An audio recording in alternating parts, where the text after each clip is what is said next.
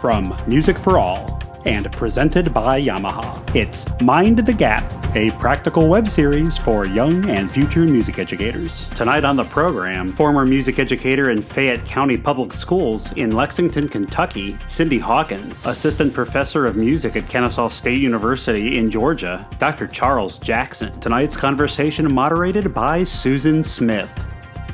Please welcome Susan Smith. Good evening, and welcome to the 22nd episode of Mind the Gap, a webinar series focused on young and new teachers and those student teachers whose experiences have been and continue to be interrupted by the pandemic. My name is Susan Smith, and I'm an educational consultant for Music for All, a lecturer in music education at Troy University in Troy, Alabama, and chair of the NAFME Collegiate Advisory Council. I've taught at all levels and areas of music education, and I'm especially interested in supporting my young teachers as my daughters are starting their 3rd and 5th years as music educators. I had to just change that tonight from 2nd and 4th. My colleague and friend, David Starnes, Director of Orchestras at Kennesaw Mountain, has been co-hosting with me on these webinars since June 20th of last year. For those of you who have been to our Music for All Summer Symposium, these folks that we're going to be talking to you tonight are no strangers to you. If you haven't been, you need to put that on your calendar for next year to attend the director's track for lots of information and opportunities to learn from great teachers in a casual atmosphere. Those wheel sessions that they do are reminders of the pedagogy that we've all learned in our undergraduate, maybe have forgotten or need a refresher on. And we have those two people with us tonight that teach those classes. Cyndee, tell us about yourself. Hi, good evening. I'm Cyndee Hawkins. I'm a retired music educator here in Lexington, Kentucky. I taught the majority of my career here in Fayette County, 33 years total. My undergraduate's from James Madison University in Virginia, and I did a graduate work master's degree with Richard Miles at Morehead State University here in Kentucky when we moved here. We have enjoyed our association with Music for All and the Summer Symposium, and I know Chuck shares my enthusiasm for the opportunity to share a little bit of ideas and thoughts for all of you of all ages and experiences as you are preparing to walk back into those classrooms. And so we're glad to be with you tonight. Wonderful. And Dr. Jackson? Good evening. My name is Chuck Jackson. I currently serve as an assistant professor of music at Kennesaw State University in the Bailey School of Music.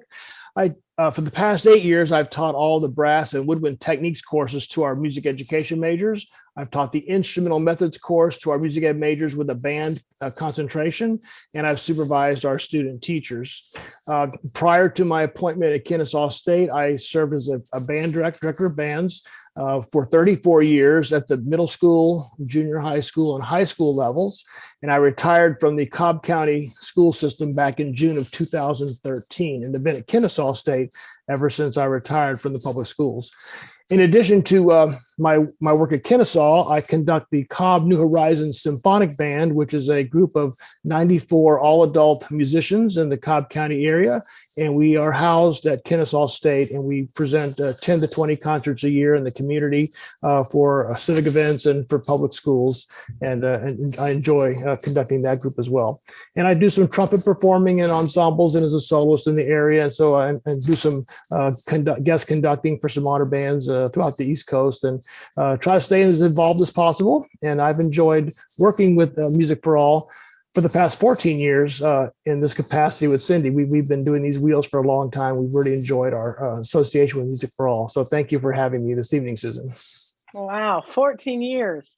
Usually it's Robert keeping you guys on track at camp, but I'll do my best to make that happen tonight. So as we were starting to prepare for this, we were talking a little bit about all the things that teachers and students are going to be walking back into. Some people have been in the classroom, some have not. We've had some at home, some together, some roomers, some Zoomers. And so we really wanted to approach this first about globally. How are we going to walk back into the classroom? And what are some things that maybe some suggestions that might be helpful? Cyndee, you want to start us off on that? You know, I am just overwhelmed when I think about how many different options of educating has been going on in our instrumental music programs around the country in the past 16 months, certainly through the last class year. in my particular area, we shut down March 13th, 2020, and schools did not open again until late March 2021. So if students started in the 6th grade in band, they got a year of band, and then they got 25%, or they got 75% of class, and then the next year they got 25%. I mean, it was a very, so 8th graders have really, in my opinion, if you have a traditional middle school where you start in the 6th grade, those are the kids I think that are the most vulnerable in terms of what information. They were very excited when they were in the 6th grade and really lit up. And then in the 7th grade, they lost some of their time and then they came back. And so I think they're going to be really pivotal for focus, because now you just have this 1 year with them before they transition on to that next building. And there's so many gaps in their knowledge that I think it's going to be really important to approach them almost as if they are the 2nd year players that they are, even though they're 3rd years, they're the big dogs in their middle school. Their information, their toolkit is pretty empty. So I'd like to make a couple of suggestions, even just about the actual physical property of your band room, especially with regard to your older students. I think you're going to find that you're going to repeat a lot of the fundamental pedagogy that we all know for young players more often every day. There are things that I think we would all agree we wouldn't have to necessarily remind 8th graders of each day, although there's always a couple that can use a little gentle, reminder, much like we do with 6th graders, trying to get them into those routines and those thought processes. And I think you're going to find, and you should not be surprised to find that you feel like you're repeating yourself all day long about really fundamental and basic things. And I think that's going to be so important, because if they have been at home on a computer like we are, they're not probably sitting with their heels under their knees, because I'm resting comfortably in my chair. And, some of those really fundamental physical attributes that are so important to making good sounds, posture, hand position, body position, all of that, it's virtually impossible to make accurate judgments about that on a screen. Probably the biggest thought I have on how to adapt a little bit coming in right off the top is, I want to suggest to educators that you get off the podium, even with your older kids. Don't even set it up as far as that's concerned. If you're in a band room, and I taught my band room was a double wide classroom, with a low ceiling, and, it was not spacious by any means, but I put an aisle down the center. And so it made it so much easier for me to reach and touch and communicate visually as well as orally with students in the middle of the pack, middle of the row 2, 3, and 4, because I couldn't reach them from the far outsides. Having that aisle going down the middle of your rows allows you that opportunity to have the time to communicate with kids, encouragement, lifting the bell, heels on the floor, just eye contact, a smile, watching their eyes smile back at you. You might also consider, putting your kids in straight lines and facing front. If you have any kind of whiteboard at all of size that's centrally located, or if you're using overhead projection for information you want to share, just mixing up the seating of what's going on will maybe take a little bit of the edge off kids being nervous about coming back because they think, oh, I don't sound as good as I did the last time I was here. All of those kinds of things to again, just readdress all of the important concepts from the beginning. I think that's going to be important. I do want to say, I'm not suggesting that you turn on a drone or you put on the Dr. Beat and just let it run while you are around the room. I feel like, snapping your fingers or, using clapping to count off. If you're down, up, set and breathe, routine. You can still communicate that throughout the room. And actually by moving around the room, I believe you probably will keep your kids more attentive because they're not quite sure where you are. And so they will look, I believe they will look forward to having more of that kind of interaction with you.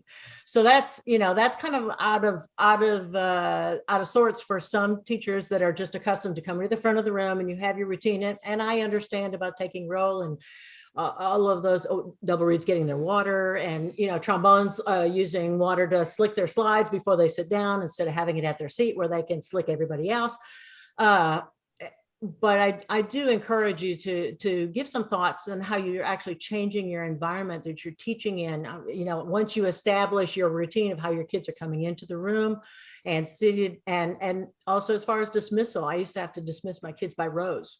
Okay, row 1 or side 2, side 1, and I help them understand that. And also, it's really nice to, if you want to seat them alphabetically, if you want to seat them traditional concert instrumentation is fine, but I use the side 1 and side 2 concept a lot. And side 1 is listening to side 2, or side 1 is playing while side 2 is silent fingering. As ways for kids, hearing kids play a little bit smaller groups versus, I don't think anybody's going to be really excited and emotionally comfortable with doing a lot of playing by themselves. You may have a few individual students who are going to be really comfortable doing that. But I think that, and using them as role models for other players, but playing in 2s and 3s, number kids off 1 2 1 2, or A day, B day, whatever, all of those kind of general music things that they general music teachers use a lot. I have used in band classes, especially at the middle school level, because it does it can't be, okay, the flutes are played now, the clarinets know they're next, so that you get out of that kind of routine with them. Developing, being, besides the fundamental being at the door, greeting them, knowing their names, learning, recognizing that they've got on a Milwaukee Brewers t-shirt and, and you're not really a Brewers fan, or, have you been to Miller Park? Excuse me, American Family Park. Did you know that they're going to have 65,000 people be at the Bucks game tonight? Those kinds of personal things that you can do with your students at the door to get to know them, and them get to know you, that you actually know what a Milwaukee Buck is. And so I think many folks are probably going to have to revisit history, personal history, what I used to do when I had a smaller class, what I used to do when I had a really large class, because maybe you've got your woodwinds and brass have been combined this year instead of having them be separate due to whatever scheduling has come along. But it's an exciting time. I'm so excited for everyone for the possibilities of returning back to school, to their school home. That I think they are too. Chuck, how about you? Yes, I agree with many of those things. I always had my rows separated enough where I can move about the room to teach and monitor my students. Things that are considered best practices under normal condition are going to be critical right now. Getting off the podium, I always remind my student teachers to get off the podium and teach. You really can't monitor fundamentals from that distance. So I think band directors are just masters at working with large groups of students, where you have students at many varied levels of ability in the same room at the same time. And that's under normal conditions. And this year, we're going to see that even more exaggerated, that difference of ability level. You'll have, I know in our school system, the individual schools had the ability to choose how they wanted to bring students back in. So there wasn't a consistent system-wide way that every school handled the instructional part of it. So you'll have kids coming in who had more computer time than others. Some of them might have had more face time in person than others. And so this wide gap of ability level is going to be quite wide in your room. But remember, to these students, this is their normal. This is what they've only experienced. So we have to approach it in a very positive way, and not look like, oh my goodness, you are so far behind. I'll be doing more review than I've done in 30 years. We don't want to say things like that to students, right? So as far as they know, the type of review you'll be doing this year is normal. This is what we always do at this particular stage. We always review like this. And the advanced students who might have been progressing nicely under the pandemic situation, the review doesn't hurt those people at all. I've noticed, since I've done some some work here with some middle school kids and high school kids in Cobb County since the pandemic is wrapping up, that I'm seeing some common issues. Even the students who had work with a lot of computer time with their teachers, the camera might not have been situated where the teacher could see both sides of their embouchure. So I'm seeing students who have one side where the lips hanging out of their mouth, the other side looks fine. So maybe the teacher wasn't able to see the full embouchure. This is why we need to get up close to the students to really monitor these things. Those who were in class had masks on, so we couldn't do a lot of monitoring for those students, even though they were in our presence.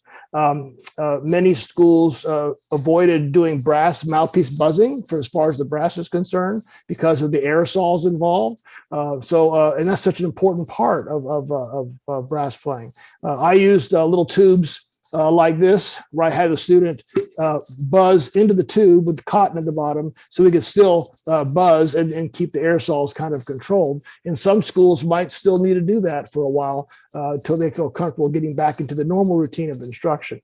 But moving about the room is going to be critical. Again, if you have space to separate the rows, I recommend that highly. If your room is not as deep as what Cyndee was saying, put that aisle down the middle. But the main thing is getting off the podium and getting up there with those students.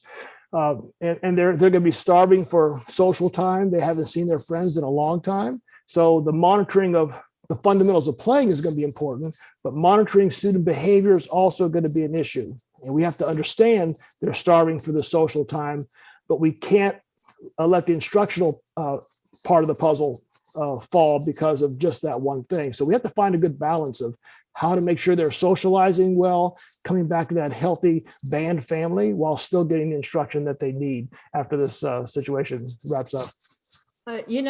Just want to say the social emotional learning component of teaching of all students is going to be a priority all over our country. But I just want to remind our colleagues that, when that child was in the 6th grade, those teachers knew them for 36 weeks.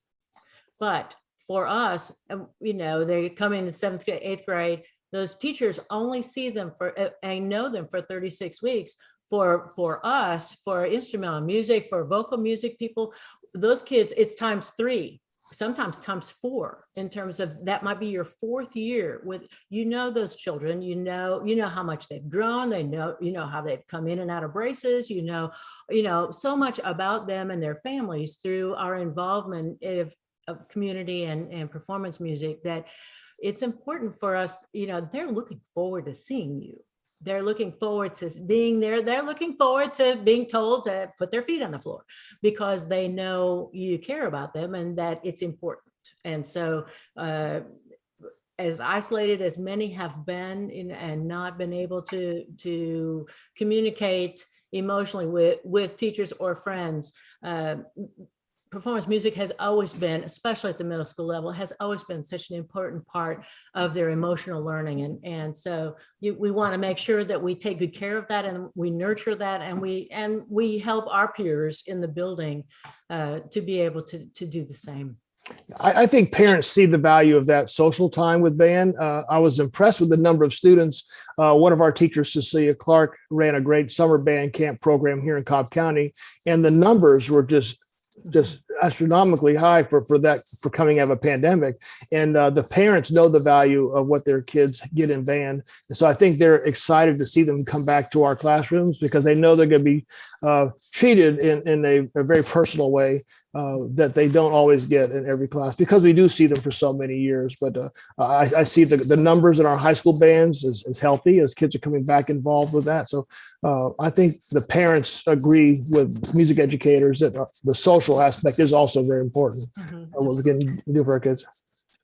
We're going to go on in just a second to specifically 8th grade and how to help those 8th graders in these transition times. But we did have a question from one of our attendees.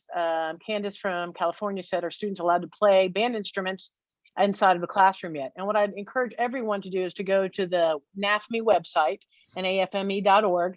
And just yesterday, they put up the most recent International Coalition Performing Arts Aerosol Study updates for music education in classrooms. Obviously, you'll be following what your states say. But of course, NAFME, as our National Association for Music Education, is one of the advocates for music education, and the largest one.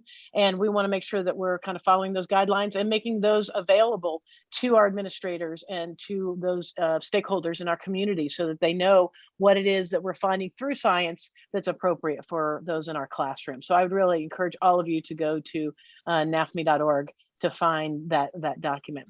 Chuck, as we move into 8th grade, these 8th graders are going to look a little bit different than any not a little, a lot different than any of our 8th graders. And how do we catch them up to move into the high school and communicating with our high school folks about where they are and what that means? You want to talk to us a little bit about that? Yeah, well, the high school people for sure are going to need to adjust their audition process for these students, not water it down to where it's meaningless, but they're going to need to understand that these students will have had less space time and less, daily drill that's so important for instrument music education. We've always fought for the importance of having these students every day in class because of how important that muscle training, muscle memory is.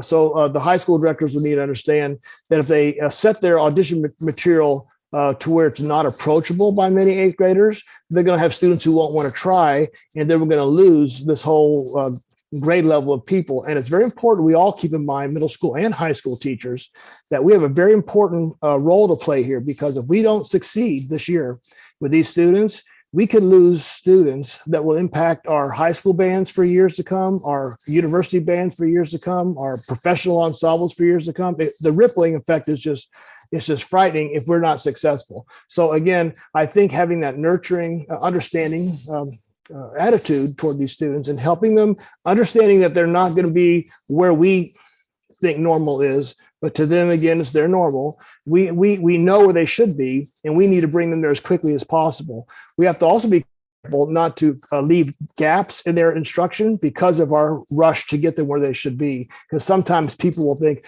well, they just need to be here, so we're just going to skip a lot of that review that Cyndee was talking about, and we're just going to jump ahead. But then that gap and that lack of instruction is going to be there forever, and it's going to raise its ugly head at some point, So music reading, and not just performance skills, and especially for brass instruments. I know woodwinds are hurt as well with this lack of face time, but brass players really feel the pain of not having constant face time, because our range is affected, our endurance is affected in a major way.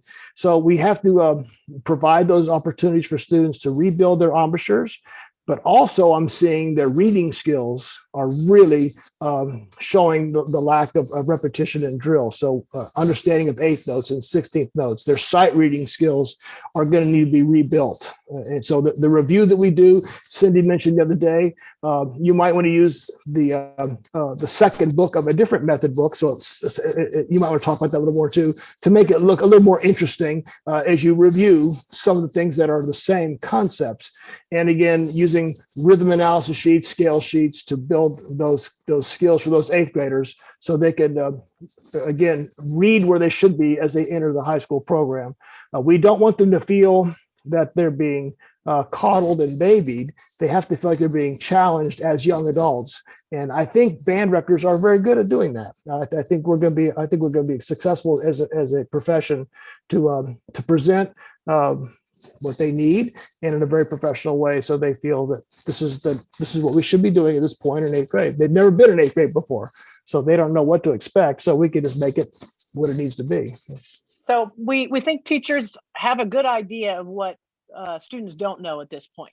What we really want to know concrete is the how to catch them up. What are some suggestions on ways to get that content up and going, and how to kind of reboot that. So Cyndee, you want to start us on maybe some of those suggestions, and then we'll come back around to Chuck. Well, as Chuck was mentioning, I would highly recommend to everyone that if you have lost, even a portion of your year in the past, that you take with your older players. It's not just about knocking off summer rust. I mean, we got summer rust, and that's natural, but go to a book two. I have always used the Standard of Excellence series, 1, 2, and 3. if it were me, I would go to book 2 of, say, Accent on Achievement or Essential Elements, or almost any of the method books that are on the market today. In their second book, the first 3-4 pages are review from previous. So there is your built-in kind of get kids organized and a book in front of them. Yes, 5 lines, 4 spaces. I mean, it's going to be a very wide range of skill set in the room. But yeah, if you're they're going to be older. If you're using a different book, so it's not, oh, well, we did this before. But the other really important component of this for success, in my opinion, is that you need to communicate with the students why we're doing this. It's not a mystery. It's not a secret about the pandemic and what it's cost. They're old enough that they understand we have to build blocks. You have to learn how to add before you can multiply. Kids that learn to play baseball, some kids play t-ball. Some kids don't play t-ball. By the time they're 8, they can hit the ball. You got kids like that all over your room. Kids who have had some instruction, kids who have more instruction, kids who have had very little instruction. And so you're trying to regroup them using that technique book in the second year really covers a lot of materials. And it's healthy for you as a teacher because it gets you out of, oh, I know that, in the 3rd week of November, I'm teaching cut time because that's when it's introduced in book 2 of Standard of Excellence. And it freshens up you and your teaching strategies as well. You're going to do a lot of small group playing, woodwinds, brass, A, B that I talked about before. I would also suggest if you have not been spending any time or little time or have not invested in the Bach and Beyond chorale books, the soprano, alto, tenor, bass books. At the middle school level, there's two levels of them, but the first book is perfect for middle school, especially second year players, 3rd year players. For sight reading, you're going to be, everybody picks, pick a section, soprano, alto, tenor, bass, and the tubas always pick soprano because they think that's good. And then they do that once and then they don't do it again because they realize it's a little bit more challenging and gets them out of their range than they are used to. But find different ways of mixing up just those 4 lines and do your sight reading, establish your sight reading process in terms of silent fingering or sizzling, whatever you call it, however it works. Teach that every day, just like you would if you were doing exercise number 72. And you're still getting some of those harmonies going. You're getting their ears working so that they're starting to listen up. They're starting to listen down. They're listening for those voice parts. And then you can do them, set them up in vocal quartets, SATB, just as they're sitting next to each other. All kinds of options with that. Chuck, you had lots of success with your solo and ensemble program and your different ensembles outside of school. Even tell us a little bit about that. Yes, I think the pandemic probably encouraged many band directors to start using small ensembles in this past few 18 months because they couldn't do full large ensembles. This is one thing that's going to come out of this pandemic that we need to continue doing. Again, before the pandemic even started, I was very involved in having an extensive ensemble program at my middle school. And we had about 140 students that would come in every week, voluntarily in the morning, to be members of a flute choir, trumpet choir, saxophone choir. We had everything, a Jamaican steel drum group. We had a trombone choir, low brass choir, everything, clarinet choir. And so those ensembles are mixed grade level and because they're before school hours. And this is great for our 8th graders and for our young 6th graders because they can mentor each other. And that gives the older students a chance to hone their skills and verbalizing in a way to help their younger students play. And those younger kids hear the older students play as a role model. It's a great experience. We would never cover material in the ensemble rehearsal that we covered in band class. It was always something different to make it more exciting. And for those 6th graders who join your program, who might have already had experience and they're not true beginners, they're maybe a little more advanced, they can get involved in an ensemble at the beginning of the year.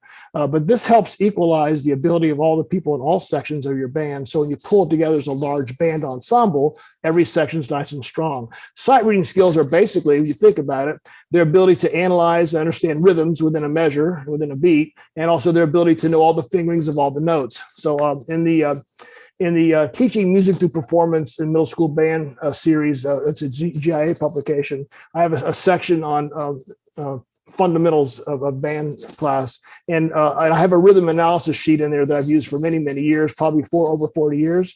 And with that one sheet of paper, you can review for your 8th graders and make sure they understand every rhythmic combination possible, understand how to count it, sing it, play it, analyze it, and arrows up and down, numbers 1 and 2.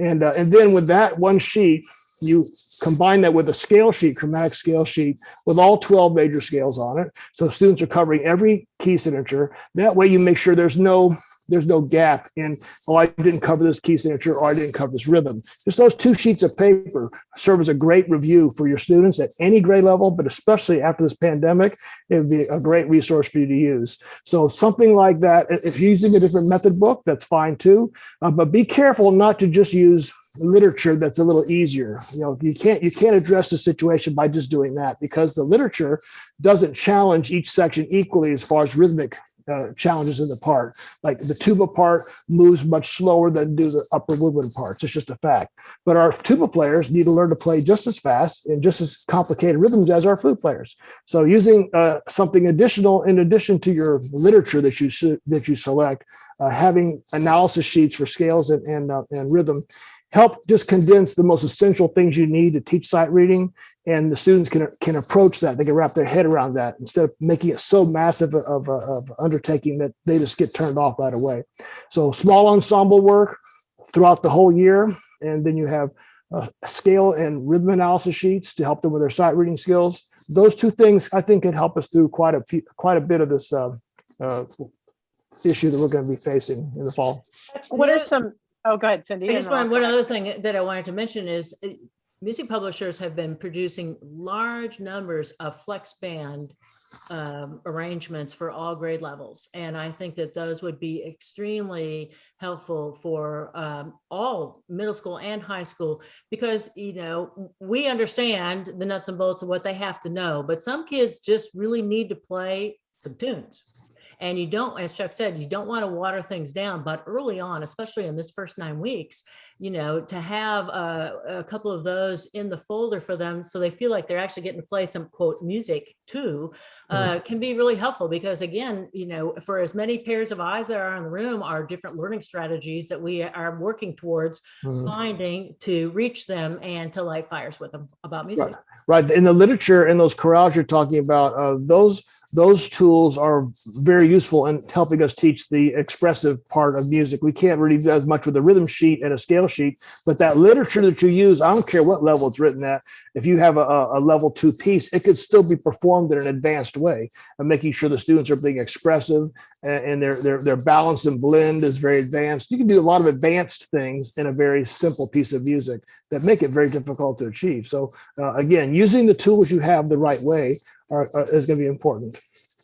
Hey, Chuck, so what are some things you're seeing with students specifically because of the pandemic, issues that they're having common because of the pandemic? Yeah. What I'm seeing in the brass world especially is this, let's just start. There's so many different things, but posture, I think Cyndee mentioned it earlier. When you're sitting on your bed with your music on the pillow and you're facing sideways to play it, that's not the best thing for your posture and playing position. So I'm seeing students who are playing down as if though they're sitting on a bed playing into a computer screen.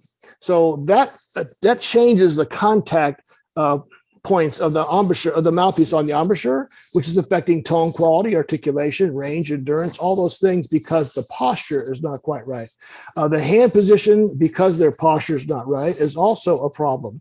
And again, I've been working mainly right now in the summer with brass players. So I'm sure Cyndee, if she's been seeing some woodwind players, might be seeing some of the same type issues. But so that's one of the things, is their posture.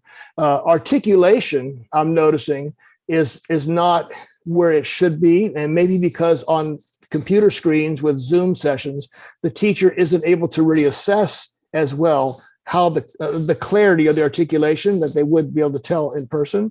And so I'm hearing students who aren't tonguing at all, that we've had to teach even at the high school level, middle school and high school level, how to reteach the act of tonguing on the instrument. So that's also something that's been a problem. And then just basic reading skills, because they're not doing it every day. So range, endurance, tone quality, the whole package, it has issues because of just not having what we normally provide for students. And I think we're seeing how valuable what we provide every day is when they haven't had it, every day. Cyndee, we're finding all of that. All of that reverts back to what I said at the beginning, and that is that I think we as teachers are going to be repetitive. We are going to be saying the same things because B flat is still first valve. It doesn't matter if you're 10 or if you're 13, it's still first valve. And so those fundamental concepts are going to be much more imperative at all age levels. And just, you're almost assuming that they really know very little. They have very little going. The really positive thing about that is that as middle schoolers, they will make up the difference. They will make the leap forward through maturity, through physical development. They will not move at that same slow pace as they did as 10 and 11-year-olds. And that's the saving grace. And that's the thing everybody needs to hang on to. Yeah, let me add too, what I taught at Mississippi, my first 6 years teaching, I started with 7th graders as beginners. And I taught them for those 6 years and got used to how a 7th grader moves as a beginner. When I came to Cobb County, all the beginning bands were in the 6th grade. So I thought, well, what big difference could that make? It's only 1 year. It makes a big difference. So 6th graders move at a much slower pace, even though they can still accomplish everything. It's just a slower pace. So those who missed a lot of time with their 6th graders, you can move quickly with these 7th graders. The only difference is that my 7th graders were starting from nothing as a beginner in Mississippi. Now our 6th graders will have maybe developed bad habits we have to fix in 7th grade, which is a different type of approach when you're teaching to fix things as opposed to just introduce them for the first time. So we have to be more, again, like you said, repeat ourselves often as to what we're trying to get them to do with their hand posture, fingerings, whatever. They're just going to need to hear it more often, and especially make sure we're mindful of to keep a close eye on any bad habits that have developed over the course of their 6th grade year that were not caught because of being on screen or not seeing them frequently enough. Mm-hmm. And you said the B flat's first. There's something else other than that? Well, sometimes they feel like it's a little negotiable. Absolutely. F and F sharp, B flat, B natural. So then maybe another issue might be as well getting them to play out in front of other people or to play out in general. Some strategy, Cyndee, maybe on doing that. You started to mention playing in twos, playing in groups. Right. I really feel strongly. I mean, you want kids to feel good about, you want them to be who wants to play solo? You want them to raise their hand first because they feel good about what they're doing. And I don't think it's being unfair to them to think that they are probably a little bit more timid, because in general, kids at the middle school, as we all know, are very sporadic. They're very spontaneous. They're very emotional, up, down. And if you don't like it, come back an hour later and they're completely different. And so I think it's okay to assume that they're going to be timid, that they're going to not be as comfortable. And so if you find that you have a few students who maybe have been able to sustain their playing through private instruction or through chamber groups, like here in Lexington, our youth orchestra had a very nice chamber program going on through the spring semester, even though our students weren't in school. And so you might have individuals that have made a little bit of progress, pair them, put them, strategically place them, next to kids who maybe aren't as strong. Make sure you explain to everybody what's happening. It's not about what chair we sit. It can't be about what chair we sit. It has to be about, we need to all be improving. And using students as peer mentors, as peer models. Yes, please, everybody, hold this trumpet with left hand. No, your other left. That's the one. It does the right, only does this. Having woodwinds play standing up.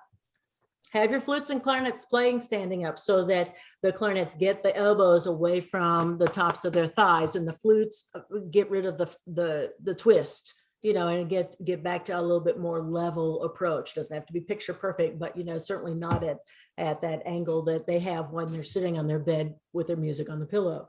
And I think that by doing that, especially with your older kids, your 7th, 8th graders, by Christmas, by the end of the first term, you should notice a huge difference. And you should do some recording. Just hit the record button on your phone and just record the whole class. only to listen from time to time, for you to listen for time to time, what you're hearing, what you think you're hearing versus what you're really hearing, and that will help you identify some of those things. Don't let kids be chained to a particular chair. Rotate them. If you sit in the third row, you get to sit in the second row next week. Sit in the front row in the third week. Any of that kind of moving around helps distract them and their nervousness, and helps to stimulate their thinking and their openness. And, you might have a kid that's been in the third row and you've been saying for, 6 weeks, lift that clarinet with your right thumb, and you get them to the front row, and their mouthpiece, when you do this, it goes, and all of a sudden they have teeth on it, and they, it's like fixed. And so find lots of creative ways to do that sort of thing. Again, depending on the size of the number of students you have in your room. If you have a smaller group, all the better, because you can really be, sit in a circle. You can just do all kinds of things that makes it fun, but yet you are getting skills developed as you go.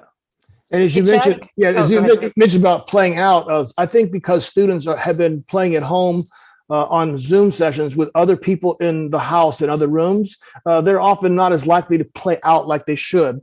So I've had some luck, and I'll show a couple little things here for you that you can use that I've been using this summer that's been helpful for me. And Cyndee knows I like little gadgets and stuff, but this has been very helpful. Just a simple little ping pong ball and a mouthpiece. If you have the brass player put the shaft in their mouth, and for just getting more air going through the horn, if they blow the air fast enough, the ball will spin and stay on the mouthpiece. Like that. Ooh, so the kid will see that, if I blow the air fast enough, the ball stays there. Another device is this. Do that again, Chuck. Do it again. The ball fell. I gotta go pick it up. I'll go. Hang on just a second. That's a great. I'm going to ask Chuck to in 10 minutes to do what he does. Okay, I'm back. On brass. I'm back. Here we go. Okay. You got 10 minutes on brass, Chuck. Okay, so there you go on that. So should I introduce this later in the brass section? You're fine. No, keep going. You're okay. on brass. Okay. You're on now. This little device here, again, for getting the kids to play out with air. It's got a little tiny ping pong ball on the bottom. You just have them blow air through their mouthpieces. Fits every brass mouthpiece. Just blow air when the ball goes up, and then have them blow the air and then do their buzz. If it drops like that, the air's not moving like it should. If it stays at the top,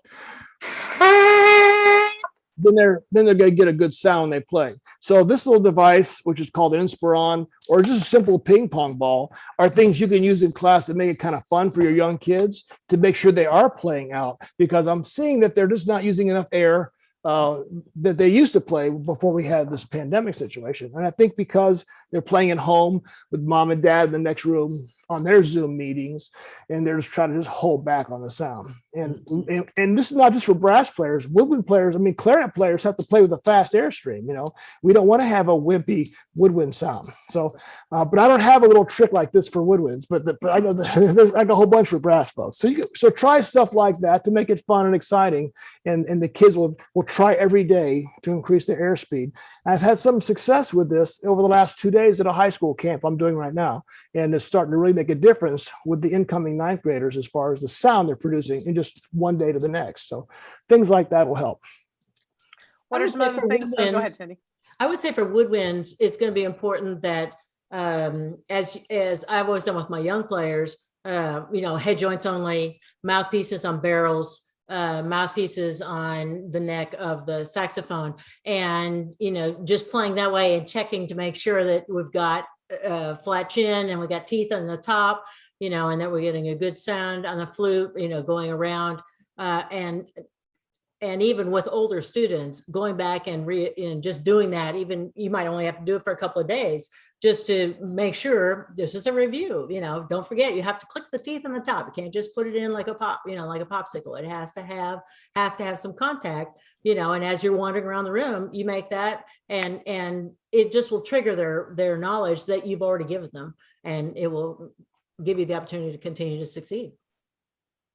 Chuck, what are some mouthpiece placement issues in terms of brass? Yeah, I'm seeing the mouthpieces going too low on their face, again, because of their posture. And once the bite of the mouthpiece slides into this upper vermilion of the pink part of your lip, then you're going to lose a lot of the tone quality. If the mouthpiece has shifted upward and their bottom lip is rolled out. And so I've seen this on several students already where the wet part of the lower vermilion is showing. And so now there's no range control, right? So mouthpiece placement is critical. It's pretty easy to fix. Just make sure they could, you can walk around and just put that on their face, but they might not have had that repetition enough like they had in the past. And so they're not real sure where that mouthpiece goes. And so that's critical, especially for trumpet. The smaller the mouthpiece, the harder it is to get in the right spot. The larger mouthpieces are big enough to grab the muscles above and below the lips that you need. But the smaller the mouthpiece, the more of a challenge that is. So the directors, this first part of this year, walk around, have the kids buzz, pull the mouthpiece down, and before that little ring fades away, look where it's placed to make sure it's in the right spot. Because if they practice every day with the mouthpiece in the wrong place, they'll get really good at being bad, which we don't want. Okay, so let's make sure the practice we do leads to perfect playing, not just some permanent ingrained bad habit that we're trying to fix. So we can use that buzzing to. Something that I like to do that would apply to all instruments is I always said that if I could design my own band room, it would be floor to ceiling mirrors, because the mirror doesn't lie. They can think they feel that, they think their teeth are on it, but they open up and it's not.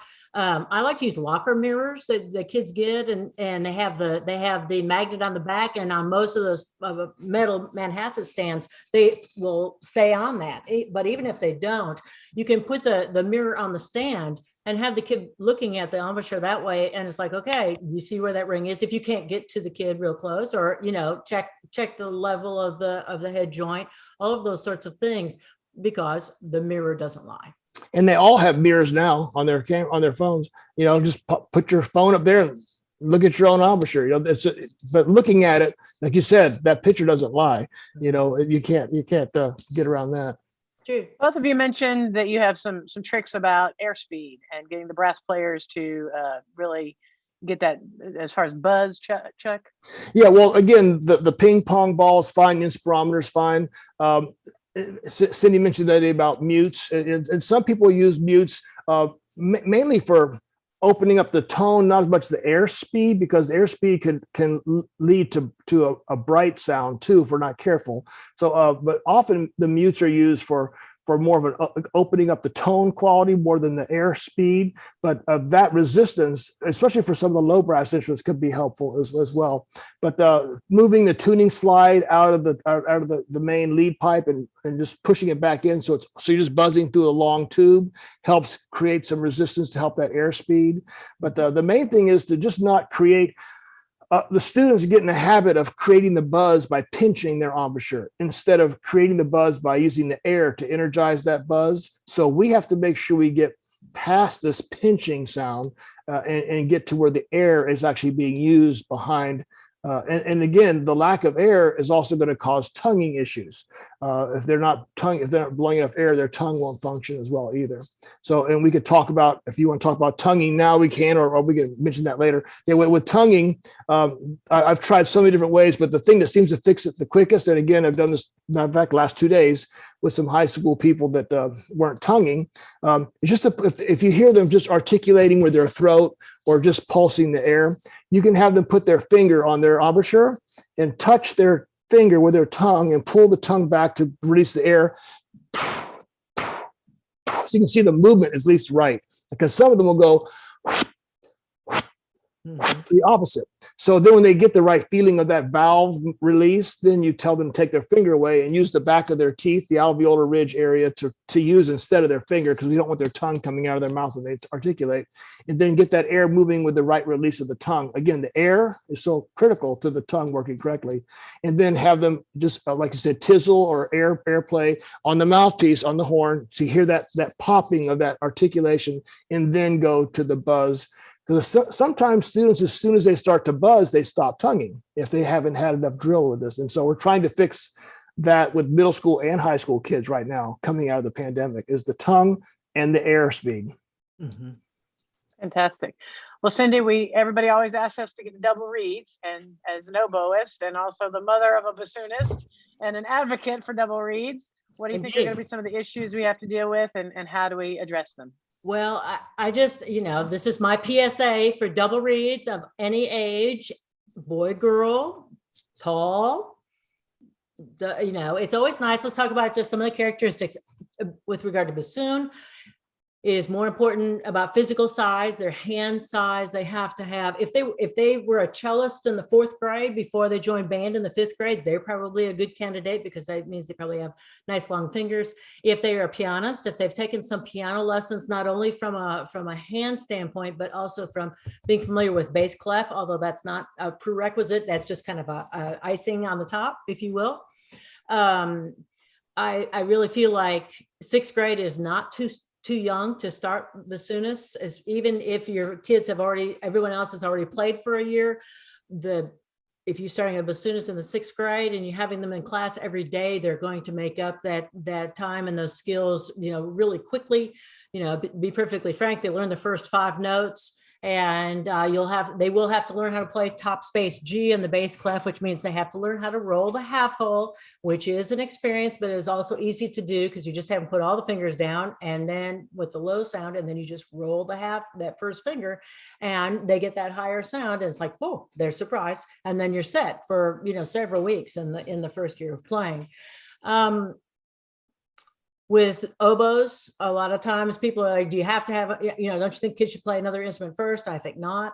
I don't believe that. I don't believe in forcing kids to play oboe, but if a child wants to start on oboe and it's probably the instrument with orthodontia that has the least resistance because there's no biting of any kind. It's just all soft pillows all the time. So if you've got a mouthful of orthodontia, you can still play oboe because your lips do close. The most important thing about these things, in my experience, has been, if possible, start these kids in pairs because they're buddies. And they might not know each other. They might not be best friends. They might not have ever met each other, but after you've had someone come in and play for them, and they're like, oh, this really speaks to me. And you talk to them privately and you speak to their parents a little bit about what's involved. Try to start them in pairs because it is helpful to feel like they have a friend, and I know, especially with bassoons, that can be challenging because of instruments, not having enough instruments. Which is the perfect opportunity for me to say that if, as a music educator, you have not done something or had the opportunity to take advantage of the COVID relief ESSER funding, this is the time to look into it because that's like Christmas times 10. And to purchase double reed instruments, I know, is always a stress on band budgets. And this is a time when you could purchase pairs of each and have them, take good care of them, have them for 20 years, and you might not get this Christmas again for a while. So you should, all instruments, I know everybody wants that bari sax and they want those double horns and they want that 4-valve tuba. I got that, but this is a chance, to buy those double reed instruments. I was just going to tell you, in the Fox 41 is actually a resin instrument. It is not wood, but it is priced, I looked it up today. It's priced about $6,000. And I know everybody just take a deep breath. It is priced about $6,000 and it makes a pretty good sound and it is durable for young players. I had always bought wood instruments for all of my students. And I did buy one of these on a recommendation from a college professor I respected. And it worked out well. And it worked out well for my budget to do that as well. If you have the money to spend, you should be buying a Fox 222 for your middle school. It is a wood instrument.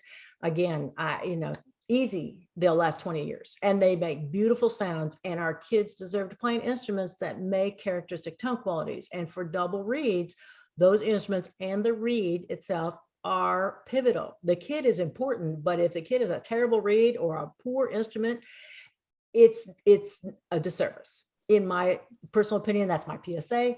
For oboes, I want to say the Fox, you really should buy a Fox 300.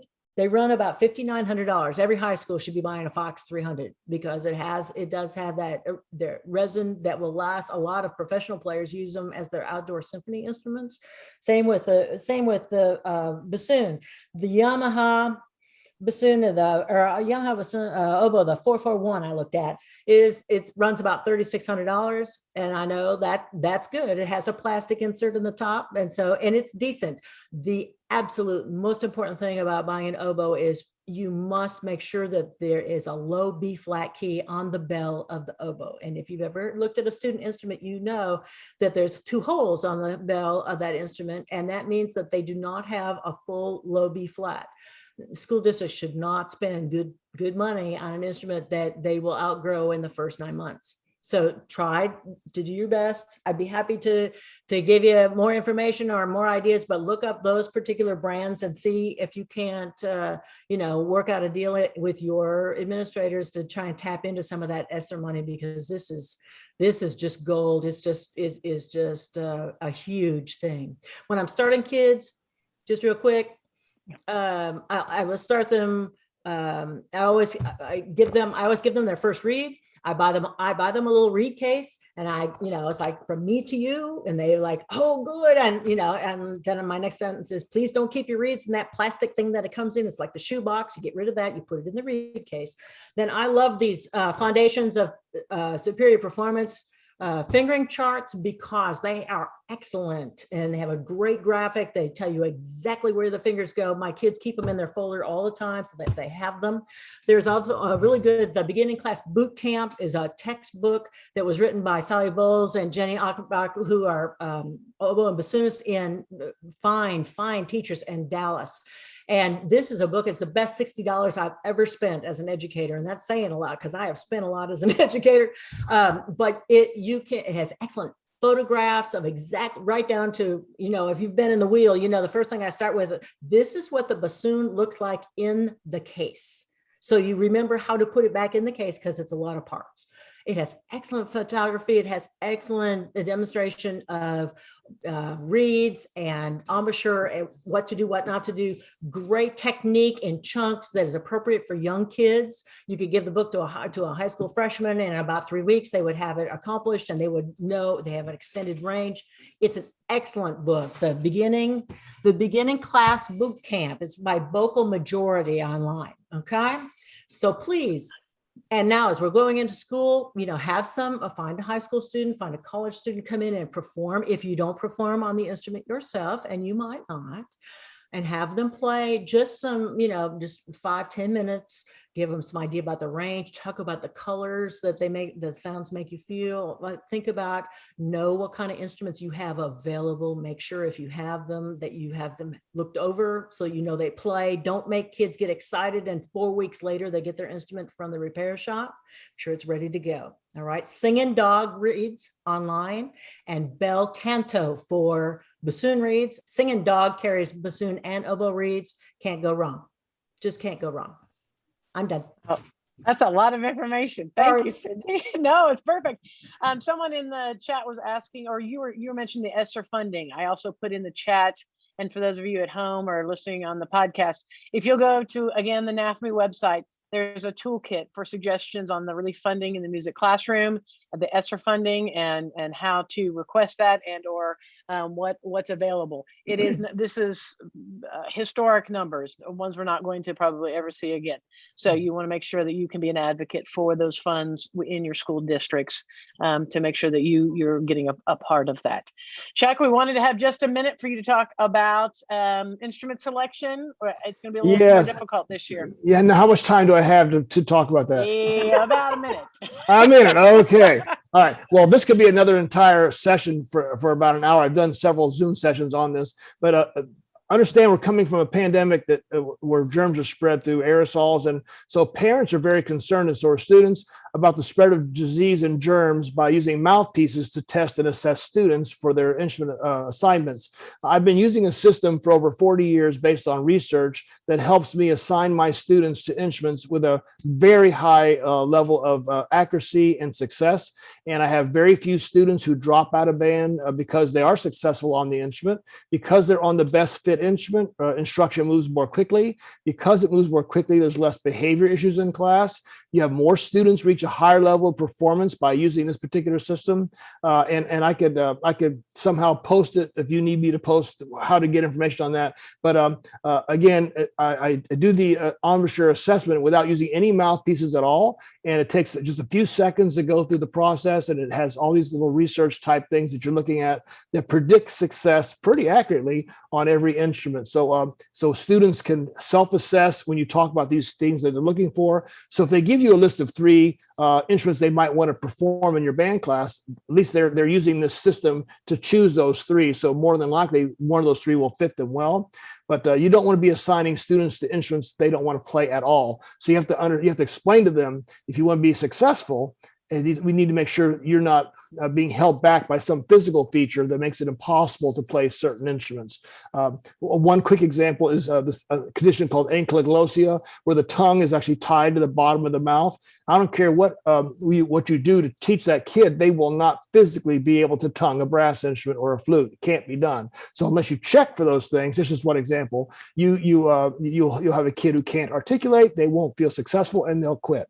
And I see probably 2 or 3 students with that condition every year of my life for the past 43 years. So it's not something that's going to go away. So again, using an instrument assessment system that doesn't use mouthpiece test on their face.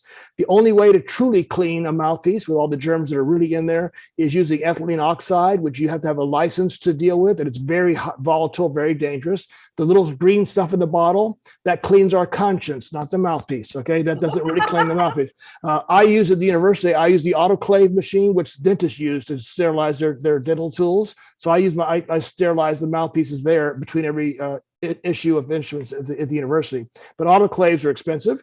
So it's best not to use a mouthpiece system at all for assessing mouthpieces on their face, because it's not really as accurate, and something better does exist. So I could get that to people if there's some way I can communicate that. It's a whole presentation.